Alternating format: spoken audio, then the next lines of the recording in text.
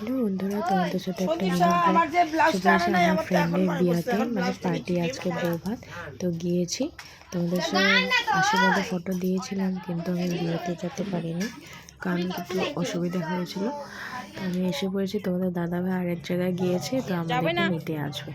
তো আমি ঝটপট করে তোমাদের সাথে একটা মিনি ব্লগ শেয়ার করছি। প্রচণ্ড এখানে ভিড় ছিল, আমি একটু একটু করে মিনি ব্লগটা শেয়ার করলাম।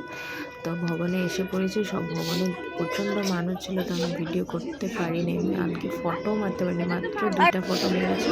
তোমাদের সাথে এখানে অ্যাড করে দিয়েছি, তোমরা নিশ্চয়ই দেখবে। আমার চ্যানেলে লাইক কমেন্ট শেয়ার সাবস্ক্রাইব নিশ্চয় করে দেবে, ঠিক আছে?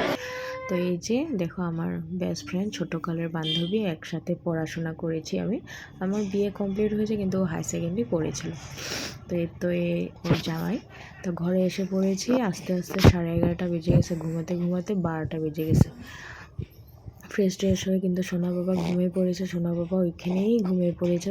খুব দিকদার করছিল, মানে এরকম ভিড়ে ভাট্টাতে যায় নাই তো কোনো দিন, তো তার জন্যই। তা আজকে নিয়ে মিনি ব্লগটা এত